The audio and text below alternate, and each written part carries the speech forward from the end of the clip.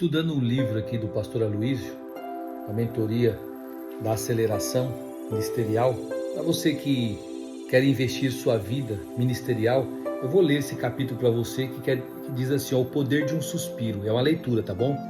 Mas eu queria que você tomasse nota aí, para você ver a importância. Hoje eu quero falar sobre a importância da oração no seu ministério. Como já disse, há duas coisas que produzem pressão na oração: uma grande necessidade ou um sonho profundo. O sonho é um desejo profundo que pode produzir algo muito forte, um suspiro ao céu. Você precisa gemer por um ministério. Nós somos vasos de barro. Tudo que Deus faz, Ele o faz por meio de vasos frágeis. Gostaríamos de ser vasos de aço super resistentes, mas em vez disso, Deus resolveu manifestar a sua glória em vasos de barro. É como a beleza do tesouro colocado dentro desses vasos ficasse ainda mais realçada pela fragilidade do vaso, do barro. Não gostamos de ser vasos de barro e até queremos ser o tesouro. Contudo, o tesouro é Ele em nós. Enquanto estivermos aqui neste mundo, sempre teremos vasos frágeis de barro. Parece paradoxal, porém há poder dentro de vasos frágeis de barro para destruir todo o poder do diabo. Em Juízes 7, lemos que a história de Gideão, como ele venceu os midianitas com apenas 300 homens. Eles deveriam tão somente tocar a trombeta e quebrar o vaso de barro que carregava com uma tocha dentro dela aceso. Todos nós somos como esse vaso de barro e dentro dele resplandece a luz de Cristo. Quando esse vaso é quebrado, a glória do Senhor se manifesta. Entretanto, quando o vaso é quebrado, a trombeta, o shofar, ele precisa ser tocado. A trombeta é o chifre do carneiro que morreu. Quando tocamos o shofar, anunciamos a morte do carneiro e dessa forma o inimigo é derrotado. O Senhor, ele permite tribulações e perseguições apenas para que o vaso de barro seja quebrado e possamos proclamar a morte do cordeiro pelo toque da trombeta. E se tem enfrentado situações difíceis e há grande pressão sobre você, não tenha receio de ser vaso de barro quebrado. O poder de Deus se manifesta em nosso quebrantamento. Glória a Deus. O Senhor manda os soldados que eles toquem as trombetas de chifres de carneiro. Essas trombetas são chamadas de shofar. O que elas representam? O carneiro aponta para Cristo. Para se ter o chifre, o carneiro precisa ser morto. Assim a trombeta de chifre de carneiro tocada anuncia a morte do Senhor. Forte, né? Deus gosta de trabalhar com o fraco, com o insignificante. Gideão era o menor em sua casa e sua família a mais pobre de sua tribo. É por isso que o Senhor não deixou que ele pelejasse com 22.000 homens, pois Israel poderia presumir que a vitória veio pelo seu grande exército. Em vez disso, o Senhor usou apenas 300 homens. Tudo isso vai contra a sabedoria humana. Essa é a razão porque o Senhor foi crucificado num lugar chamado caveira. Na verdade, o crânio da caveira.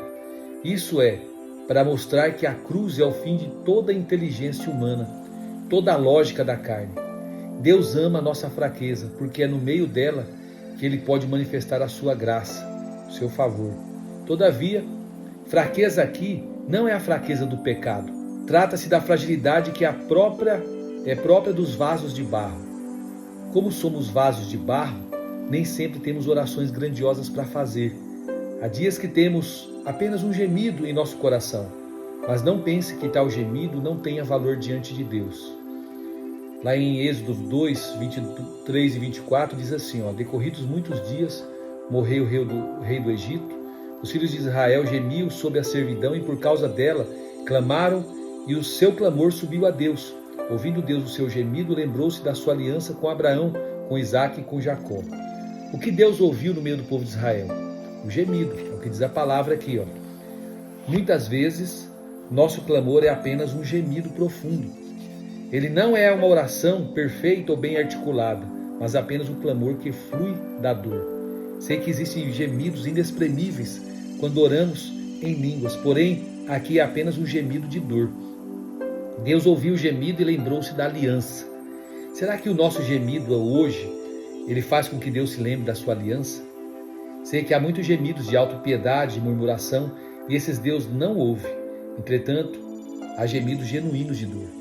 Se gememos confiados na aliança, é certo que Deus ouvirá esse gemido.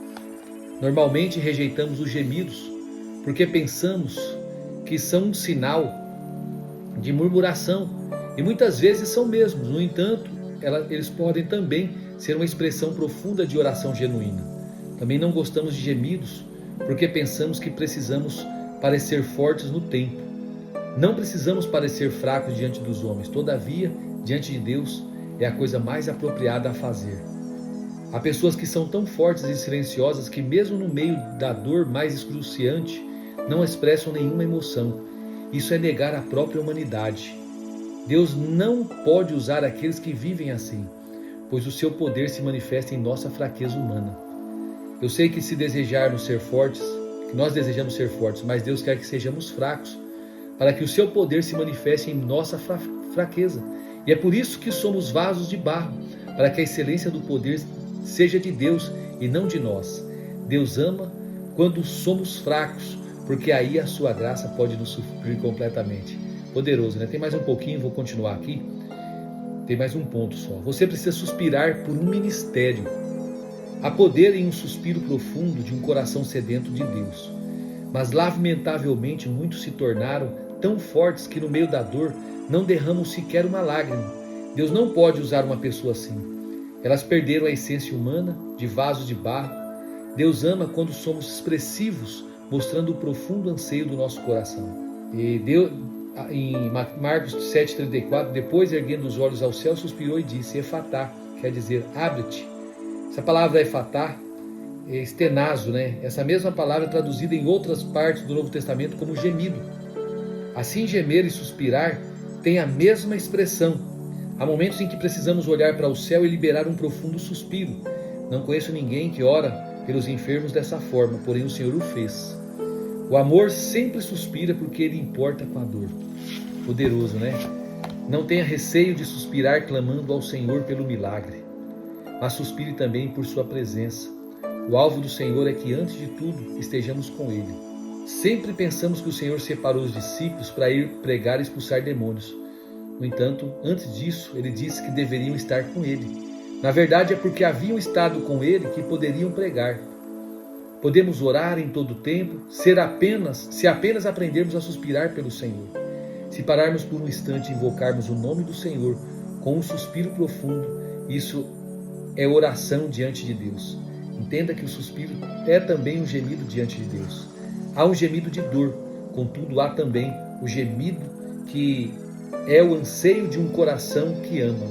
É por isso que a palavra de Deus diz que precisamos gemer em nosso espírito, em nosso íntimo, ansiando pela volta do Senhor.